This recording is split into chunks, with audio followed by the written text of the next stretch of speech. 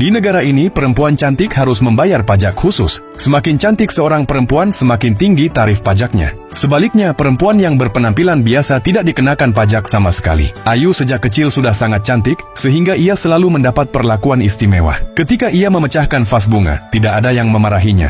Orang-orang justru menasihatinya dengan lembut. Saat kuliah, ketika semua teman membagi tagihan makan secara rata, Ayu begitu cantik sehingga teman-temannya berebut untuk membayar makanannya. Setelah mulai bekerja pun hal itu terus berlanjut. Jika Ayu melakukan kesalahan, bosnya awalnya marah, tetapi begitu melihat wajahnya, langsung luluh. Saat makan di luar bersama rekan kerja, ketika orang lain mendapat layanan biasa, staf restoran justru memberinya makanan penutup gratis. Bahkan ketika berjalan di jalan, orang-orang menawarinya sesi foto untuk majalah. Namun suatu hari, pemerintah memberlakukan pajak kecantikan dan hidupnya berubah total. Keesokan harinya, ketika Ayu makan siang bersama rekan-rekannya, mereka semua memesan set menu yang sama. Dua temannya masing-masing membayar Rp100. Tetapi ketika Ayu hendak membayar, mesin berbunyi alarm. Sistem mengenali kecantikannya dan menagih 20% pajak tambahan. Ayu merasa ini tidak adil. Bahkan untuk membeli sebotol air pun ia harus membayar 20% lebih mahal. Gajinya pun dipotong 20% untuk pajak kecantikan. Marah, Ayu ikut dalam aksi protes menentang pajak tersebut.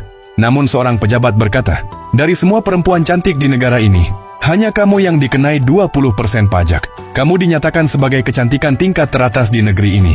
Mendengar itu, Ayu awalnya sedih, tetapi kemudian bahagia. Tidak semua orang bisa mendapat kehormatan seperti itu. Kecantikannya diakui secara nasional, dan itu adalah kebanggaan tersendiri. Setelah itu, Ayu berhenti memprotes pajak tersebut dan justru mendukungnya. Ia mulai tampil di acara TV sebagai perwakilan kecantikan. Bahkan ketika para eksekutif perusahaan gagal menutup kesepakatan, Ayu hanya perlu mengibaskan rambutnya sedikit dan klien langsung menandatangani kontrak. Ayu pun menjadi pembayar pajak terbesar di perusahaannya, 20% pajak kecantikan. Tetapi suatu hari datang seorang perempuan lain yang dikenai pajak 25%. Seketika sorotan Ayu hilang. Marah, Ayu bertekad untuk kembali menjadi yang teratas.